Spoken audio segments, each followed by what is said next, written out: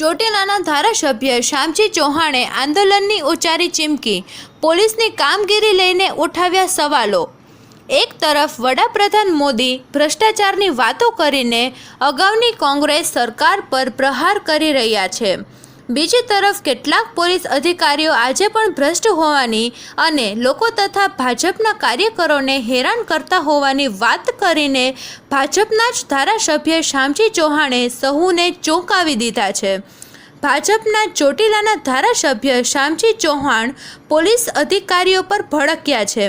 ભાજપના કાર્યકરોને હેરાન કરતા પોલીસ અધિકારીઓ સામે તેમણે આંદોલનની ચીમકી ઉચ્ચારી છે।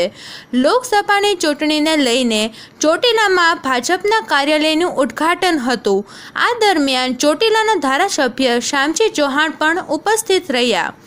આ દરમિયાન સંબોધન કરતા તેઓ અધિકારીઓ પર ભડક્યા।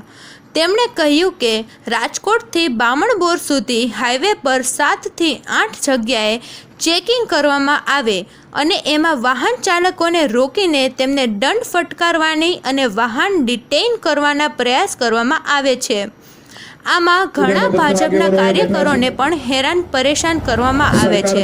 જો આગામી દિવસોમાં અધિકારીઓ નહીં સુધરે તો ચૂંટણીના પરિણામો બાદ ભાજપના ધારાસભ્ય હોવા છતાં તેમને ભ્રષ્ટ અધિકારીઓ સામે આંદોલન કરવું પડશે। પ્રજા ખેડૂતો ગરીબોને હેરાન કરે છે ત્યારે પણ આ લડત ન્યાય માટે અમારે તમારી પણ જરૂર પડવાની છે।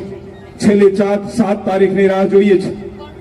7 તારીખ પછી જે ભ્રષ્ટ અધિકારીઓ છે પાર્ટીના કાર્યકર્તા ખેડૂતો અને ગરીબ લોકોને હેરાન કરે છે એના માટે હું તમને કહું જબરજસ્ત અમે મુવમેન્ટ ચલાવીને લડત લડવાના છે કે અમે તમારા માટે તમારા કામ માટે અધિકારીઓ સાથે લડવું પડશે તો લડવા તૈયાર છીએ।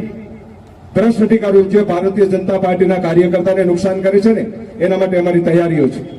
મિત્રો હું એટલા માટે વાત કરું છું કે રાજકોટથી તમે શરૂ થાવ બામણબોર સુધી લગભગ એ હાઈવે ઉપર 7 થી 8 જગ્યાએ ચેકિંગો હોય છે। એમાં આ વિસ્તારના ઘણા બધા લોકોને ખૂબ જ ત્યાં પરેશાન કરતા હોય છે અને રોકવામાં આવે છે, એના વાહનો ડિટેન કરવામાં પ્રયાસો થાય છે।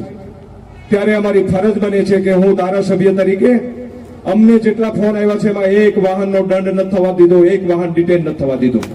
આ ઇતિહાસ રહ્યો છે। પણ હજી ક્યાંય ને કાંઈ કાર્યકર્તાને ફોન કરવા ન દીધો હોય, ફોન ન લેતા હોય, આ પ્રકારની જે પોલીસની કામગીરી છે ને એના માટે આ બધા લોકો બેઠેલા હું કહું છું કે એમની જે કામગીરી છે એ કામગીરીમાં એ સુધરી જાય। નહીતર હું તમને કહું ભલે ભારતીય જનતા પાર્ટીના ધારાસભ્ય છે, કાર્યકર્તા છે, પણ આંદોલન કરતા પણ પીછેહટ નહીં કરી। આપણે આ મંચ ઉપરથી આપણે એમને મેસેજ સંદેશો આપીએ છીએ।